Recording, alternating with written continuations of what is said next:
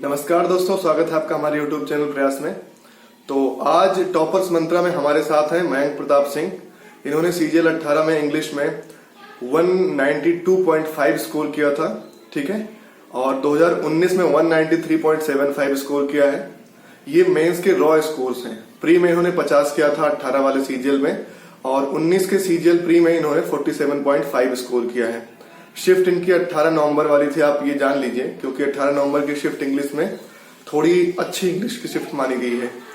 तो क्या इनकी स्ट्रेटेजी रही है, क्या इन्होंने बुक्स फॉलो की है, क्या इनका मतलब पूरा इनका जर्नी कैसा रहा इंग्लिश की तैयारी जीरो से लेके हीरो बनने तक, आइए इनसे ही जानते हैं, ठीक है। तो इसके बाद आपके साथ होंगे मयंक प्रताप सिंह। हेलो एवरीवन, मेरा नाम मयंक प्रताप है और आज मैं आप सभी को इंग्लिश के लिए कुछ बताना चाहता हूँ। जब मैंने अपनी तैयारी स्टार्ट की थी तो मेरी भी इंग्लिश बहुत ज़्यादा वीक थी। मैं उस टाइम पे हिज और हर में भी कंफ्यूज हो जाता था कि किसके लिए हिज लगेगा, किसके लिए हर लगेगा।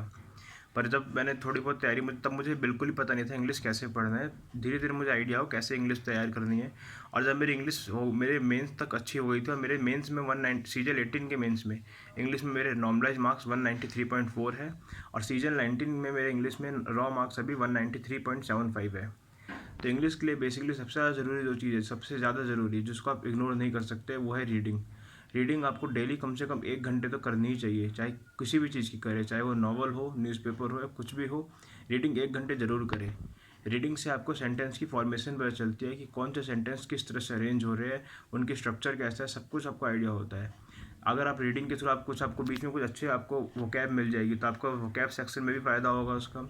उससे आपके रीडिंग सेक्शन से आपको क्लॉज टेस्ट, PQRS, इन सब में भी फ़ायदा होगा, और साथ ही आपके ग्रामर सेक्शन में भी इसका फ़ायदा होगा, क्योंकि आपको पता चल जाएगा कुछ सेंटेंसेस ऐसे होते हैं जो जनरल एरर्स के ऊपर बेस्ड नहीं होते हैं।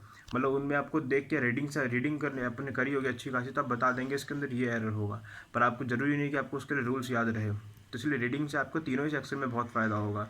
रीडिंग सेक्शन में तो फ़ायदा होगा ही होगा ही, साथ में वोकैब सेक्शन और ग्रामर सेक्शन। तो 1 घंटे रीडिंग जरूर करनी चाहिए, चाहे कहीं से भी करें। ऐसा मैं नहीं बोला कि द हिंदू ही पढ़िए न्यूज़पेपर में, कोई से भी न्यूज़पेपर पढ़ लीजिए। मैं तो टाइम्स ऑफ इंडिया पढ़ता था हमेशा से। मैं वैसे रीडिंग में 6th क्लास से न्यूज़पेपर पढ़ता आ रहा हूँ, पर मुझे बिल्कुल आइडिया नहीं था। मैं उस टाइम पर बस ऐसे मज़े मज़े के लिए पढ़ता था, पर जब मैंने थोड़ी ग्रामर पढ़नी स्टार्ट करी तब जाके मुझे रीडिंग का थोड़ा ज़्यादा आइडिया हुआ है। तो इसलिए रीडिंग ज़रूर करें, उसको बिल्कुल इग्नोर ना करें। अब बात आती है कि ग्रामर सेक्शन कैसे करें। तो ग्रामर के लिए सबसे इम्पोर्टेंट जो हर बच्चा करता है, वो है नीतू सिंह, कि वो बंदे करते ही करते हैं। मैंने पहले नीतू सिंह से ही करी, पर एक पॉइंट की बात आ कि मुझे नीतू सिंह रट गई थी। मुझे सारे सारे आंसर्स हो गए, सब कुछ याद हो गए थे उसके। तब मुझे एक दोस्त ने बताया, मुझे कहीं से पता चला अमन वशिष्ठ नाम के सर के बारे में। फिर मैंने यूट्यूब पे जाके उनके लेक्चर्स देखे, यूट्यूब अनअकैडमी से मिला के उनके जो भी ऑलमोस्ट फ्री लेक्चर्स थे वो सब कुछ कवर करा ही रखा था उन्होंने, और वहीं से मुझे उनके नोट्स भी मिल गए थे। तो मैंने उन नोट्स की प्रिंट आउट निकलवा लिया और उनके लेक्चर्स देखना शुरू कर दिए। अमन वशिष्ठ के लेक्चर से मुझे बहुत ज़्यादा फ़ायदा हुआ। वो इतना अच्छा बताया उन्होंने, हर एक चीज़ को, हर एक सेंटेंस को ब्रेक कर करके। तो मुझे इससे ग्रामर की इन डेप्थ नॉलेज हो गई। मैं कई सेंटेंसेस में बहुत जगह फिर फंसता नहीं था, मेरी इंग्लिश काफ़ी सही होने लग गई उससे। रीडिंग तो मैं साथ में कर ही रहा था, साथ में मेरे थोड़ा इंसाइट्स, मुझे इन डेप्थ नॉलेज के लिए मेरे वो काम आ गई। और साथ में उसके बाद मैंने ली मिरर ऑफ कॉमन एरर्स, क्योंकि मुझे मिरर ऑफ कॉमन एरर्स जब मैंने स्टार्ट करनी शुरू करी तो मुझे लगा तो क्या ही फ़ायदा होगा, खाली एरर एरर है, और प्री में दो तीन क्वेश्चन से ऊपर कभी आते नहीं एरर के, 2 ही क्वेश्चन के लिए इतनी मेहनत क्यों करनी। पर जब मैंने मिरर करनी शुरू करी तो मुझे मिरर से बहुत ज़्यादा फ़ायदा दिखा। एक बार में फ़ायदा नहीं दिखेगा मिरर का। मैंने कम से कम नहीं भी तो 10-12 बार कम से कम मैंने ख़त्म करी है मिरर। मिरर से मुझे जैसे ही ख़त्म होती थी मैं फिर उसको फिर दोबारा स्टार्ट कर देता था। बात यह आती है मिरर को पढ़ना कैसे है। तो आप ऐसे करें, जैसे मान लीजिए आपने आज नाउन खत्म करा, किसी भी बुक से हो, चाहे वो नीतू सिंह हो, चाहे अमन वशिष्ठ के लेक्चर्स हो, कहीं से भी हो।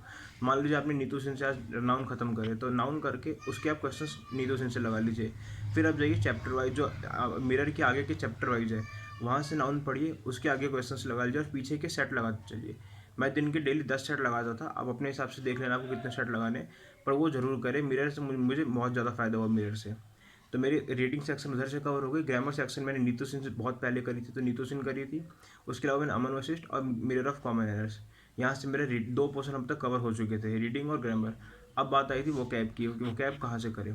तो वोकैब सबसे ज़रूरी, जितने भी सोर्सेज है हर जगह से कर लीजिए। अगर आपके जितनी भी बुक्स है, मेरे पास नीतू सिंह थी, सबसे पहले मैंने नीतू सिंह की वोकैब करी। फिर मैंने MB की डाउनलोड करी थी, एक दोस्त से मैंने ले रखे थे, उसको प्रिंट आउट निकलवाया था मैंने वोकैब सेक्शन का सिर्फ। MB में स्टार्टिंग में जो वोकैब थी, वो वाली वोकैब मुझे बहुत अच्छी लगी थी, मैंने वो वोकैब करी।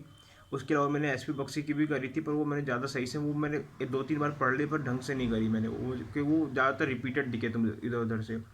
ये दो, और उसके अलावा एक क्रिस्टोफर फिनिक्स की बुक आती है BMW। वो BMW बुक लेके आया था मैं, उसके अंदर जो निमोनिक्स थे, वो निमोनिक्स मुझे बहुत अच्छे लगे थे वो कैब याद करने के लिए, तो मैंने वहाँ से वो कैब करे।